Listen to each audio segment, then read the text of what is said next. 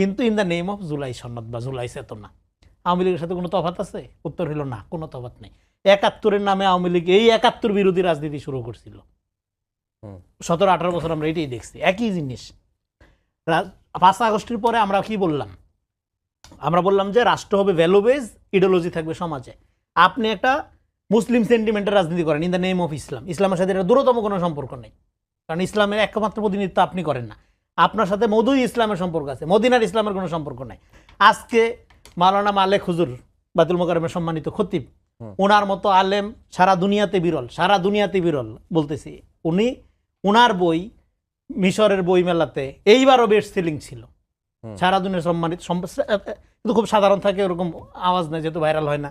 উনি বলল যে নামের সাথে ইসলাম থাকলে ভোট দেওয়া যাবে না। হ্যাঁ, উনি কোনো দল নেয় নাই, কিছু নেই। উনি ভোটের সাথে ইমান, আমল, আকীদা এগুলোর একটা সম্পর্ক, ওনার থিওলজির জায়গা থেকে, ওনার ধর্মতত্ত্বের জায়গা থেকে ওনার চরিত্র রাখা হইল না। হারুন ইজহার সাহেব সম্মানিত আলেম, তার চিন্তা মতাদর্শ আপনি পছন্দ না করেন, কথা বলেছেন, এখন হারুন ইজহার জঙ্গি হয়ে গেছে, একই মামলার আসামি। এটা আমি এর আগেও বলছি, আবারও বলি। আলী হাসান ওসামা, মুফতি প্রিয় বক্তা আমির হামজা, যার অনেক জ্ঞান উনি আমাদের বাংলাদেশে দিয়েছে, ইন্ডিয়ান নায়িকাদের বাংলাদেশে পরিচিত করানোর একটা ভূমিকা উনি রেখেছে। রাশমিকাকে আমি চিনতাম না, সত্যি কথা, ওনার মাধ্যমে চিনছি, এই জন্য আমি পদে পদে ধন্যবাদ দিই ওনাকে। তো একই মামলার আসামি ৩ জন। হ্যাঁ, এবং মুফতি হারুন ইজহার সাহেব একটা মামলা, ওই যে একবার হাসিনার আমলে একটা লোক তলোয়ার নিয়ে সংসদ ভবনে গেছিল কেন, জিহাদ করার জন্য, গাজওয়াতুল হিন্দ, ওই মামলার আসামি ৩ জন, একই মামলার আসামি।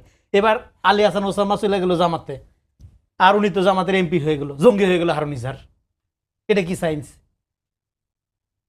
তার মানে কি? তার মানে আপনি আপনার সমালোচনা করা যাবে না, আপনার বিরুদ্ধে গেলেই তার কোনো চরিত্র থাকবে না, আপনি তাকে লেবেন, সে হোক গণতন্ত্রপন্থী, হোক ইসলামীপন্থী, হোক কওমিপন্থী, যেই পন্থী হোক। এইটাই ছিল আপনার এই ধরনের রাজনীতির বিরুদ্ধেই জুলাই গণঅভ্যুত্থান হয়েছিল। শেষ করে ফেলে এখানে ক্যাপ করে, তার মানে উদারতার রাজনীতি, যেটা ৫ তারিখের পরে সবচেয়ে বেশি যে রাজনৈতিক দলটা সংকটে পড়েছে সেটা হলো জামাত ইসলাম। তার রাজনীতিটা চেঞ্জ করতে হবে, তার রাজনীতিটাকে ডেমোক্রেটিক পদ্ধতি, মানে একটা গণতান্ত্রিক ইনক্লুসিভ রাজনীতি বলতে যেটা বুঝি, সেই জায়গায় তাকে রিয়েলি আসতে হবে। মানুষ এই ধরনের রাজনীতি, এই রাজনীতির নামে এই ধরনের পলিটিক্স পছন্দ করে না, চালাকি পছন্দ করে না। আপনার অনেক অক্ষমতা থাকতে পারে, আপনি সরাসরি বলবেন যে ভাই এটা আমি করবো, এটা আমি করবো। কিন্তু জামাত তো তাদের রাজনীতি চেঞ্জ হয়েছে বা জামাত আরো লিবারেল হয়েছে, কথাগুলো তো আমরা নির্বাচনের আগে থেকেই শুনে আসছি। লিবারেল হয়েছে, আপনি এই যে আজকে যে এত ভালো ভালো কথা বলতেছি, কালকেই তো এগুলো কাটপিস ছাড়া হবে, চেঞ্জ হইল কোথায়? আচ্ছা, আপনার কাছে আবার আসবো মাসুদ কামাল ভাই। তাহলে কি মানে বিএনপি সংস্কার করবে বা জুলাই সনদ বাস্তবায়ন করবে তাদের মতো করে বাস্তবায়ন করবে, কিন্তু জামাত যেভাবে বাস্তবায়ন চাচ্ছে বা এনসিপি যেভাবে বাস্তবায়ন চাচ্ছে এবং গণভোটের কি হবে, মানে সবকিছু মিলিয়ে কি জুলাই সনদ বাস্তবায়ন এবং গণভোট কি আসলে হুমকির মুখে কিনা? না, এটা হুমকির মুখে হবে কেন? এই জিনিসটা আসলে মানে আমি তো এটাকে খুব প্রয়োজনীয় মনে করি না। আচ্ছা, এটা হুমকি গুন্ডা, যে জিনিসটা এক্সিস্ট করে কিন্তু আগামীতে তার অস্তিত্ব নিয়ে টানাটানি, এটাকে আপনি হুমকি বলতে পারি, এটা আমরা একটু উদ্বিগ্ন হতে পারি। কিন্তু আমি তো গণভোটটাকে কোনো মানে প্রয়োজনীয় কাজই মনে করি না, এটা তাকে চাপিয়ে দেওয়ার ব্যাপার। গণভোটটা করা একদম ঠিক হয় না, আমি এটা শুরু থেকে বলতেছি। আমিও বলছি এটা গণভোট কেন করবেন আপনি? এটা আপনি কেন? এটা তো আলী রিয়াজ সাহেবের উর্বর মস্তিষ্ক জাত একটা পরিকল্পনা, এবং যে পরিকল্পনাকে ডক্টর ইউনূস নিজের গায়ের জোরে এটাকে বাস্তবায়ন করার চেষ্টা করছে, এবং বিএনপি এটা তারা ব্ল্যাকমেইলের শিকার হয়ে তারা এটা বিরোধিতা করতে পারে নাই। সেগুলো তো ক্লিয়ার, বিএনপিকে তো ব্ল্যাকমেইল করা হয়েছে। বিএনপি তখন যদি বলতো, বিএনপি শুরুর থেকে কখনোই গণভোটটাকে মেনে নেয় নাই, কখনোই না, হানাকে তারা মানেই নাই, জোর করে তাদের মুখ দিয়ে বলাইছে যে বলো, না বললেই কিন্তু এই দেখো এরা জুলাই চেতনা চায় না। ভাই, জুলাই চেতনা আর জুলাই সনদ এক জিনিস না। জুলাই চেতনা এক জিনিস, আর জুলাই সনদ যেটা, এটা হলো ডক্টর আলী রিয়াজের মস্তিষ্ক জাত উর্বর মস্তিষ্ক থেকে বের হওয়া একটা পদ্ধতি, এবং এটা এমনভাবে সে চাপাই দিচ্ছে, বলছে যে সবাই তো সাইন করছে। ভাই, সে তো সাইন করতে বাধ্য হয়েছে, সাইন না করলেই বলবে যে এই তো জুলাইয়ের চেতনা মানে না। সাইন কইরাও তো জুলাই চেতনা মানে না, সে সাইন করার পর কি বলা হয় মানে না, কি করবে? এই তারা বলছে বাবা ঠিক আছে সাইন টাইন করে লই, পরে যখন আমাদের হাতে ক্ষমতা আসবে তখন দেখবো। ক্ষমতা তো আঙুল ঘুরেছে তো ডক্টর আলী রিয়াজ। কে সে লোকটা? সে কি জুলাইয়ের আগে পাশে মধ্যে সামনে কোথাও ছিল? কোথাও ছিল সে? কোথাও সে জীবনের ১০০টা রিস্ক নিছে?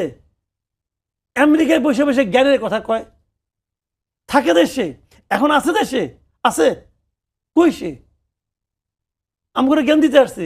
আমরা তো খড় বিচালি খেয়া বড় হয়েছি নাকি? এই দেশে আর কি বুঝে না সংবিধান? সে বুঝে, সারা জীবন মাস্টারি করছে জার্নালিজমের, সে বুঝে এই আইন, আর কি বুঝে না? ভাই এই সমস্ত উদ্ভট পরিকল্পনা ডক্টর ইউনূস এটা খাওয়াইছে। এবং ডক্টর ইউনূস সেই লোকটা, যে লোকটা নাকি প্রতি মুহূর্তে সংবিধানের নাম বইলা সংবিধান লঙ্ঘন করছে, স্বৈরাচার ফ্যাসিবাদের কথা বইলা নিজে ফ্যাসিবাদ কায়েম করছে এই লোকটা। তো তাদের দেওয়া এই থিওরি মানতে হবে কেন? আমি তো বিএনপিকে তখন সমালোচনা করতাম যে বলেন না কেন যে আপনি মানেন না। তো আমি বলতে পারতাম, আমি কেন বলতে পারতাম? আমার তো কোনো পলিটিক্স নাই, আমার তো কোনো ভোট পাওয়ার ব্যাপার নাই। বিএনপি তো আমার বুদ্ধিতে চলে না, তারা তো বুঝছে যে আমার ভোট পাইতে হবে। ওকে ফাইন, চুপ করে আসিল। তারপরে হ্যাঁ, ওরা তো বলে না, মহাসচিব বলছে, আপনার চেয়ারম্যান তো বলে না। ঠিক আছে, চেয়ারম্যান শেষ পর্যন্ত একবার বলাইছে হ্যাঁ হ্যাঁ আমার কে ভোট দিন। চেয়ারম্যান বলছে দেখেন এখানে কত অসারতা আপনাকে আমি বলি। বলে কি এখানে 30টা পলিটিক্যাল পার্টি সিগনেচার করছে। তো 30টা পলিটিক্যাল পার্টি কি সব? দেখেন 30টা পলিটিক্যাল পার্টির মধ্যে ভোট পাইছে কয়জন? ধরলাম 3 জন 4 জন, এই 4টা পার্টি। এছাড়া তার বাদ বাকিগুলো তো ইনসিগনিফিকেন্ট। আচ্ছা, এই 4টা পার্টি মিলে সবাই বলছে হাতে ভোট দাও, তারপরেও তো আপনার ভোট পাওয়া নেই সম্পূর্ণ। তারপর সবগুলি পার্টি যদি হাতে ভোট দিতে বলে, তাহলে এই না ভোটগুলো কোথেকে এলো? আপনার আমাদের বুঝান, কোথেকে এলো এই না ভোটগুলি? কাজে ওইটা ছিল পুরা ট্যাক। এবং ওইটাকে বেশি করে ভোট দেখানোর জন্য কত পার্সেন্ট ভোট কাস্ট হয়েছে এটা নিয়ে তারা একটা নাটক করছে। এবং পরের দিন দুপুর 12টার সময় ঘোষণা করে ভোটের পার্সেন্টেজ হলো 60%। ভাই সারা জীবন তো ইলেকশন মানে রিপোর্টিং তো আমি করছি, আপনিও করছেন। কোনো একটা জায়গায় ইলেকশনের রেজাল্ট জানতে, ধর আপনার কেন্দ্রে যাইতাম আমরা, যে প্রথমে প্রিজাইডিং অফিসারকে জিজ্ঞাসা করতাম কত পার্সেন্ট ভোট কাস্ট হয়েছে। নির্বাচনের ভোটের মাঝখানে প্রথম প্রশ্ন ছিল এটা। এবং ওনার কাছে উত্তর মুখস্থ, কারণ ওনার কাছে ওই ব্যালট পেপারগুলি মুড়ি থাকতো, এক একটা মুড়িতে 100 করে গুনে কই দিত 4000 ভোট, 800 ভোট পড়ছে। আর 800 ভোট পড়ার মানে কি 20% ভোট পড়ছে। মানে বলতে তার 2 মিনিট সময় লাগতো না। সারা জীবন দেখে আসছি যে ভোট হয়ে যাওয়ার পরে ওই ফলাফল গণনা শুরু করার সঙ্গে সঙ্গে ইলেকশন কমিশন প্রথম যে ফলটা জানায় এগুলো কত পার্সেন্ট ভোট কাস্ট হয়েছে, ওই মুড়ি গুনে কয়ে দেয়। এইবার ওইটা বলতে তাদের লাগাইছে পরের দিন দুপুর 12টা। কেন কেন? ভোট 60% পড়ে নাই তো।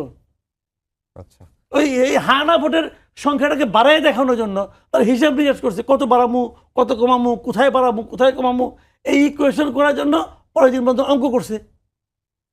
ওই পার্টিগুলিদের অঙ্ক করতে লাভ নাই, পরে আবারও সংশোধন করে আবার সংশোধন করছে। মানে অঙ্কে তখন ভুল ছিল আর কি। আচ্ছা, রেজাউল করিম রনি সাবেক অন্তর্বর্তীকালীন সরকারের সাবেক 2জন উপদেষ্টাদের নিয়ে ব্যাপক বিক্ষোভ করেছে আজকে বিএনপি। এবং সেই উপদেষ্টা 2জনের মধ্যে জামাত করেছে এবং পররাষ্ট্র উপদেষ্টা খলিলুর রহমান এবং রিজওয়ানা হাসান 2জনের বিচার দাবি করেছে। এবং তারা যেটি বলার চেষ্টা করছেন যে জামাতকে আসলে মেজরিটি হতে দেওয়া হয় নাই, এই 2জন উপদেষ্টা তার জন্য দায়ী এবং বিএনপির উপকার করেছিল বলেই খলিলুর রহমান এখন বিএনপি সরকারের মন্ত্রী। দেখেন, এটা নিয়ে আমি বহুবার কথা বলছি, আপনার এখানেও সম্ভবত বলছি। খলিলুর রহমানকে প্রোটেক্ট করছে কারা? খলিলুর রহমানকে নিয়ে আসছে কারা? নিয়োগ দিছে কারা? খলিলুর রহমান তো তাদের লোক। ফলে তাদের একটা লোককে বিএনপি যদি পররাষ্ট্রমন্ত্রী বানায় থাকে তাদের খুশি হওয়ার কথা। এইটা গেল। আচ্ছা, আর এবার রিজওয়ানা হাসানের কথা যেটা বলা হচ্ছে, এই সরকারের থাইকা বিএনপিকে যতভাবে ধ্বংস করা যায় তার আয়োজন যারা করছে তাদের পায়োনিয়ার যদি 2-4 জনের লিস্ট করেন, তাদের মধ্যে সামনের সারিতে যাকে রাখতে হবে তার নাম রিজওয়ানা হাসান। এটা তো সবাই জানে, ওপেন সিক্রেট। এখন তাকে এবং সে যে বক্তব্যটা, সেই বক্তব্যটা কাটপিস করা হয়, তারা যেটা করে ন্যারেটিভ, রাজনীতি নাই। সে বক্তব্য দিচ্ছে একটা নারী বিষয়ক একটা প্রশ্নের জবাবে, সেটা বলে এটার সাথে নির্বাচনের কোনো সম্পর্ক নেই। হ্যাঁ, ফলে তারা ওইটা একটা মিথ্যা, প্রথম হলো তারা হলো মিথ্যা বলার জন্য মিথ্যা ফ্যাক্ট তৈরি করে কাটপিস বা ওই যে ফটো কার্ডের মধ্যে দিয়ে, তারপর ওটা নিয়ে আন্দোলনের নামে। তো ফলে এটাকে সিরিয়াসলি যখন আমরা টকশোতে আলাপ করবো, কথা বলবো, তার মানে কি এটা মিথ্যাকে নিয়ে এত আয়োজন? হ্যাঁ, এটা তো একটা ড্রামা। কিন্তু এটা যে এটা যে কাটপিস ছিল বা এক জোড়া লাগিয়ে এটা করা হয়েছে, এটা তো জামাতের নেতারাও জানতো, কারণ রাইট, গতকালকেই তো দেখলাম আমরা ফ্যাক্ট চেক করে যেটি বলা চেক করে হয়েছে বলা হয়েছে উনি নিজে কথা বলছে মিডিয়ার সাথে, প্রথম আলো স্টোরি করছে, আর অনেকে স্টোরি করছে, এরপরেও তারপরও বিক্ষোভটা আন্দোলন কারণ। করতে হচ্ছে হ্যাঁ। তাদের। তার মানে কি এটা একটা, তার মানে কি এটা হলো আপনি এটা নাটক যদি আপনি করেন, মঞ্চ নাটক যদি আপনি মনে করেন যে একটা নাটক করবেন, দল করছেন, রিহার্সাল করবেন, নাটক সত্য হোক মিথ্যা হোক স্ক্রিপ্ট অনুযায়ী আপনি অভিনয় করবেন, এছাড়া তার কোনো কারণ নেই। দেখেন এই ঘটনা, এগুলি সিরিয়াসলি আলাপ করার কিছু নেই। একটা উদাহরণ দেয়, এক নায়িকা আর এক নায়িকার নাকি থাপ্পড় দিছে, এটা নিয়ে সোশ্যাল মিডিয়ায় খুব ঝড়। হ্যাঁ হ্যাঁ, মানে কেন এটা পক্ষে বিপক্ষে ভাগ হয়ে গেছে অডিয়েন্স, হ্যাঁ এরকম ভাবে একটা, হ্যাঁ এত গুণী নায়িকা, আরেকজন তার, হ্যাঁ একটু হয়তো সেও তার মতো অত বড় সেলিব্রিটি না, কিন্তু তার সহকর্মীকে বা সহ আর্টিস্টকে এভাবে থাবড়াবে, এটা কোনো কথার কথা, এটা কোনো কথা হইল? এটা নিয়ে নিন্দার ঝড়। আমি এদের চিনি না নায়ক নায়িকা এখন আর, আমি তো একজনকে চিনি। হ্যাঁ যাই হোক। তো পরে কাহিনী কি ঘটনা দেখলাম যে এটা হলো চরিত্রের প্রয়োজনে থাপড়াইছে, এটা অভিনয়ের অংশ ছিল, কিন্তু এর মধ্যে কিন্তু বিচার হয়ে গেছে যে সে কত খারাপ, হ্যাঁ তার চেয়ে একটু জুনিয়র আর্টিস্ট, অত খ্যাতিমান না, এই জন্য তারা থাবড়াইলো এইভাবে। হ্যাঁ, তো ফলে সিম্পেথি টিম্পেথি যা পাওয়ার, ক্রেডিট টেডিট যা ভাগ হওয়ার ভাগ হয়ে গেছে। পরে বাইরে হইলো আসল কথা যে এটা একটা চরিত্রের প্রয়োজনে, হ্যাঁ তাকে থাপ্পড় দিতে হয়েছে। তো এখন আপনি রাজনীতি বাদ দিয়ে পলিটিক্স করলে এই সমস্যাগুলো হবে। ফটো কাট, কাটপিস, এই ময়ূরের আমলে কাটপিস আমরা ফালাই আসছি, এই জিনিস আপনি আবার কেন শুরু করলেন? এখন এই যুগ পার হয়ে গেছে, আপনি এখন রাজনীতি করেন, মানুষের কাছে যান, আপনি আপনার প্ল্যান পরিকল্পনাগুলো নিয়ে মানুষের মাঠে ঘাটে কাজ করেন, মানুষ আপনাকে পছন্দ করলে ক্ষমতায় আনবে। এই মানে, এবং আমি মনে করি একটা জিনিসের, একটা দাবির সাথে তারপর আমি একমত তাদের, সেটা হলো যে হ্যাঁ যারা দায়িত্ব পালন করেছেন, এটা খলিলুর রহমান হোক বা রিজওয়ানা হাসান হোক বা যেই হোক, তাদের একটা জবাবদিহিতার আওতায়, তাদের একটা ক্লিন সার্টিফিকেট দিতে হবে, নিতে হবে গভর্নমেন্টের কাছ থেকে। তারা যে অ্যাক্টিভিটিগুলো করছে, তাদের আয় ব্যয়ের হিসাব, ক্ষমতার কোথাও তারা অপব্যবহার করছে কিনা, এইটার একটা হিসাব জবাবদিহিতা জনগণের কাছে দিতে হবে। কেন দিতে হবে? এই যে এখন যারা সরকার গঠন করছে, যদিও এটা জনগণের ভোটে নির্বাচিত সরকার, তারপরেও তারা যাতে ক্ষমতাকে ফর গ্যারান্টেড মনে না করে, তারা যাতে ক্ষমতা পেয়ে মনে করে, যাতে এরকম মনে না করে যে যা তা করা যায়, সেইটার গ্যারান্টি নিশ্চিত করার জন্য বিগত আমলে, যেহেতু এটা একটা বিশেষ পরিস্থিতির একটা অন্তর্বর্তীকালীন সরকার ছিল, সেই সরকারের আমলে যারা দায়িত্ব পালন করেছে তাদের প্রত্যেকের ব্যাপারে একটা স্পষ্ট তদন্ত থাকা দরকার।